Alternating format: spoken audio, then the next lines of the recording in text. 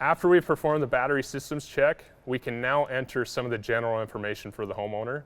So I filled out the homeowner's name, again, showing that this is just a commissioning training video, address, city, state, zip code, and then time zone. And then one thing that's really cool is that we can identify whether it's a ground mount or a rooftop system. For this purpose, I'm going to show a rooftop mount. And then the grid connection type, is it an on-grid system? Meaning, do we have grid power, or is it an off-grid system?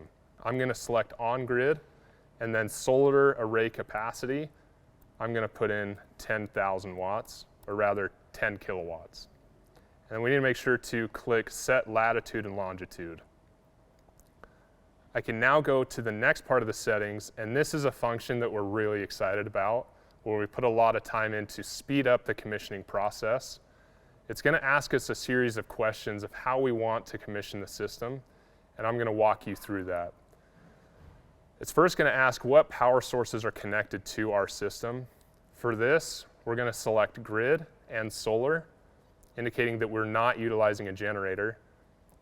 Go to the next step, and it will now ask us, can we allow the batteries to charge from grid? Again, some jurisdictions do not allow you to charge from grid, but I'm going to select yes, because we can charge from the grid in this jurisdiction. It is now going to ask what's the max power the inverter can pull from the grid to charge the batteries and loads. Again, some jurisdictions require limiting the charging power from the grid.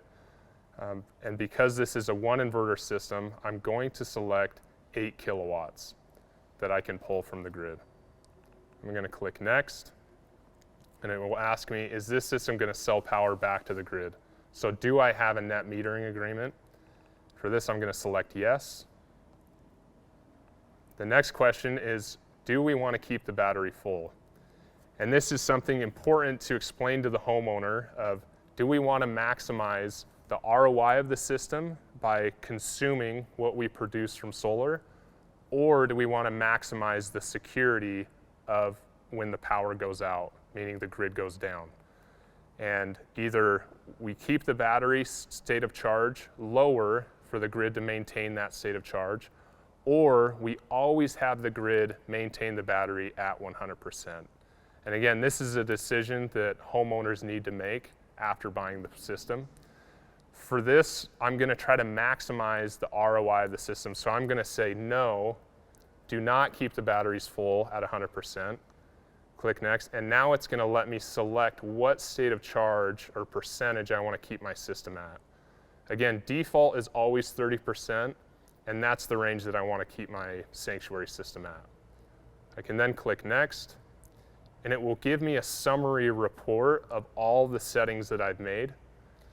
After I've checked these settings, I can confirm. I can scroll down and move on to the next section, which is sharing the product.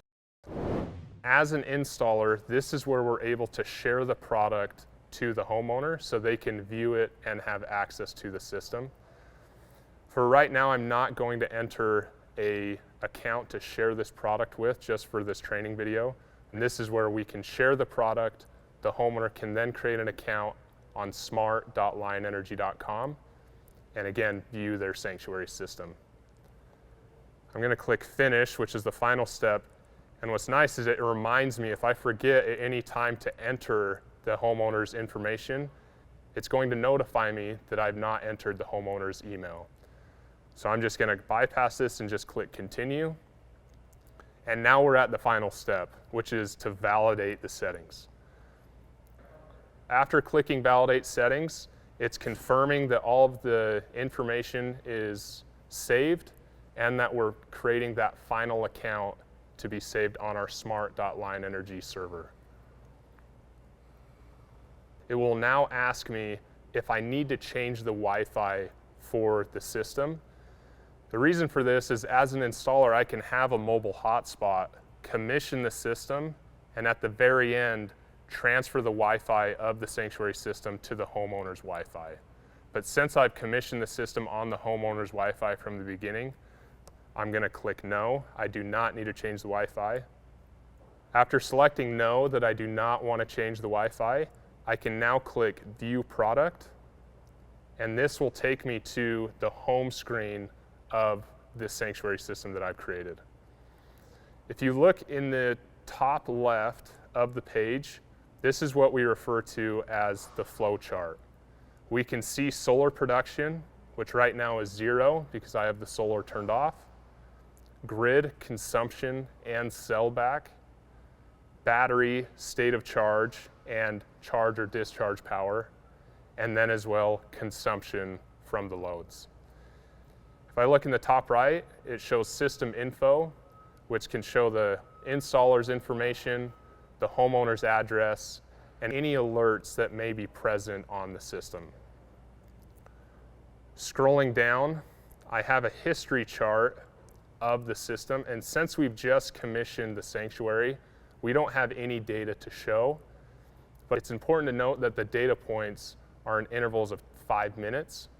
So I can wait 5 minutes from commissioning the system, and it will then show me the consumption, production, and the associated data points moving forward. Scrolling all the way down to the bottom, we can show the components of the system.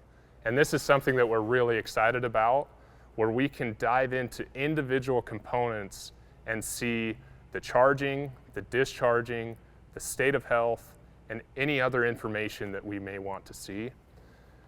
I'm first going to click on the battery 1, and it shows me the individual voltage of this battery.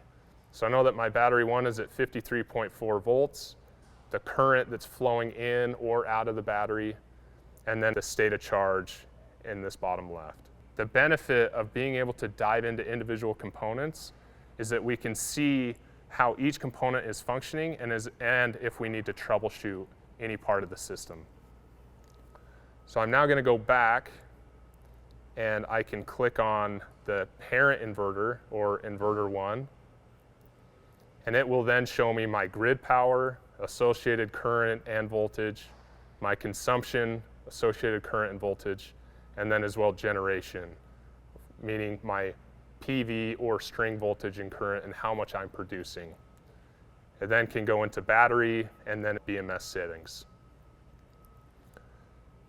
I'm now going to go back to my home page, and that's it. The sanctuary system is successfully commissioned. That covers the commissioning of a 1 inverter, 2 battery system. We're now going to go through how to commission a multiple inverter system, or our 2 and 4 sanctuary system.